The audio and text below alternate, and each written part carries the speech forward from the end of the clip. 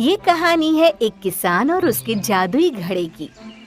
किसी दूर गांव में एक किसान रहता था जिसका नाम था राम।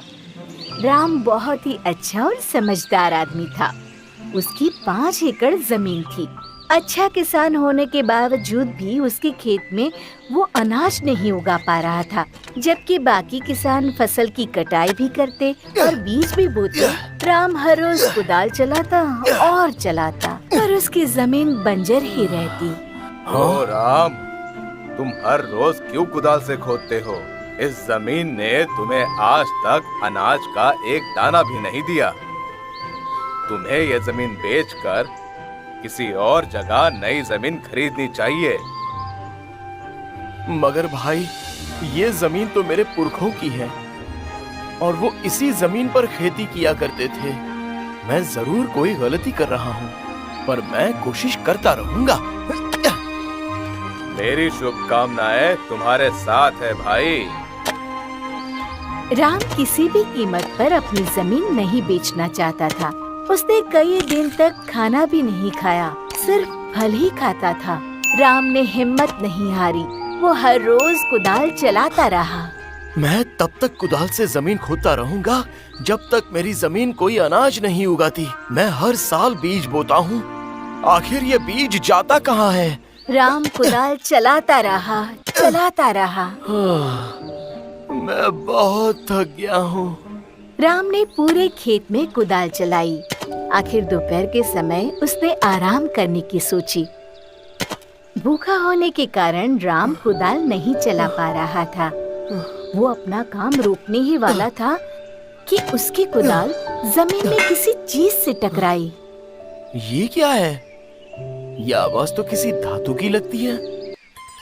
ओह, कितना बड़ा घड़ा है! बड़ी अजीब बात है। भला कौन ऐसे धातु का घड़ा जमीन के इतने नीचे गाड़ सकता है?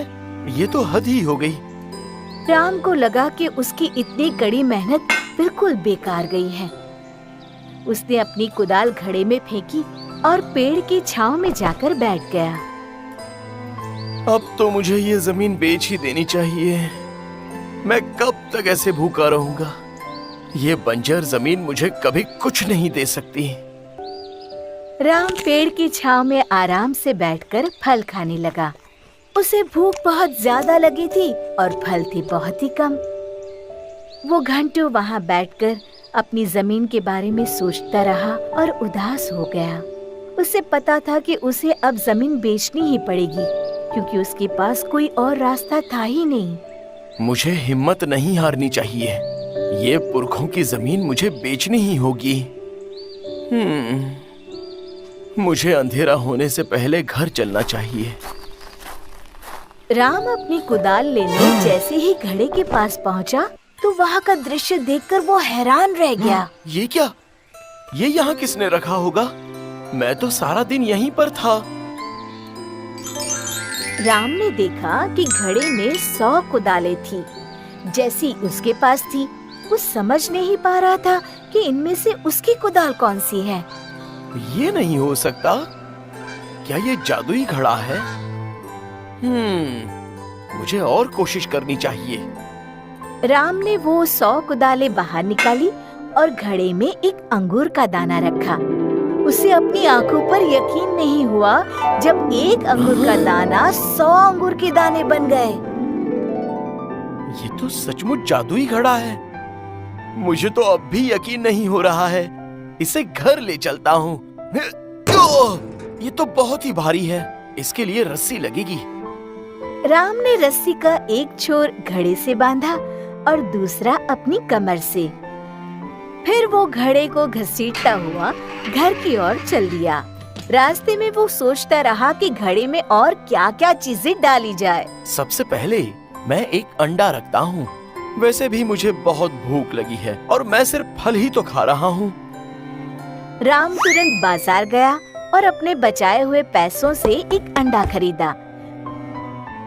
फिर उसने वो अंडा घड़े में रखा और देखते ही देखते घड़ा अंडों से भर गया। राम बहुत खुश हुआ। उसने अपने लिए 2 अंडे पकाए। मैंने आज तक ऐसा स्वाद नहीं चखा। पर मैं इन बाकी बचे अंडों का क्या करूंगा?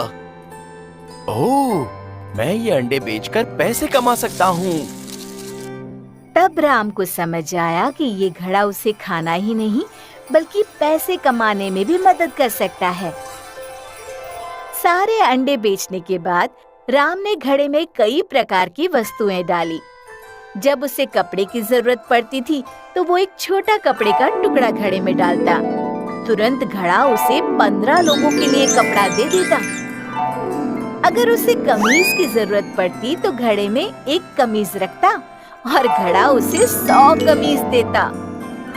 इस तरह राम अनाज, फल और मसाले घड़े में डालता रहा और घड़ा भी उसे बहुत सारी चीजें वापस देता। गांव वाले राम की इस तरक्की से हैरान हो गए, पर किसी को भी सच्चाई का पता नहीं चला। राम हमेशा अपना घड़ा घर के एक कोने में कपड़े से ढककर छुपा के रखता था। एक दिन राम ने घड़े की परीक्षा लेनी चाहिए। उसने घड़े में एक मुर्गी रखी, ये देखने के लिए कि क्या होता है। अचानक घड़े से 100 मुर्गियां पंख फड़फड़ाते बाहर आने लगी। राम का घर मुर्गियों से भर गया। हर तरफ मुर्गियां ही मुर्गियां। ओह, मैंने एक मरी हुई मछली डाली होती तो अच्छा होता। ओह, अब मैं इतनी सारी मुर्गियां कैसे पकड़ूंगा? राम ने मुर्गियों को पकड़ना चाहा, पर नाकाम रहा। कभी वो मेज पर तो कभी चारपाई पर बैठ जाती। एक तो उड़कर उसके सर पर बैठ गई। ओह, हट जाओ, चलो सब यहाँ आओ। लेकिन मुर्गियां डरी हुई थी, इसलिए वो यहाँ वहाँ सारी जगह फैल गई। तभी अचानक रुक जाओ। और एक मुर्गी उड़कर घड़े में जाकर बैठ गई और फिर से उसमें से 100 मुर्गियां उड़ उड़कर बाहर आने लगी। मेरा घर तो मुर्गियों का पिंजरा बन गया है, अब मैं क्या करूं? राम ने झट से घड़े को ढक दिया और एक कोने में रख दिया। फिर वो घर से भागा, मुर्गियां भी उसके पीछे भागी।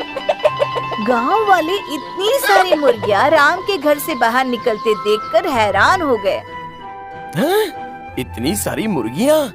मुझे घड़े को बहुत ही समझदारी से इस्तेमाल करना चाहिए। लेकिन राम को पता नहीं था कि राजा का एक सिपाही उसकी बातें सुन रहा था। उसे घड़े के बारे में पता चला और तुरंत राजा के पास पहुंचकर उसने सारी कहानी बता दी। इतनी सारी मुर्गियां, वो भी एक घड़े से, ये कैसे हो सकता है? वो जरूर कोई जादुई घड़ा होगा। तुरंत राम को और उस घड़े को यहाँ ले आओ, वो शाही खजाने का हिस्सा है। राम समझ गया कि राजा ने उसे घड़ा लेकर क्यों बुलाया है। ये राजा तो बहुत ही लालची है, शायद उसे सारा धन खुद के लिए चाहिए। वो घड़ा यहाँ ले आओ, ये तो वाकई काफी बड़ा है। पर ये घड़ा इतनी सारी मुर्गियां कैसे दे सकता है? जरा देखूं तो इसके अंदर क्या है।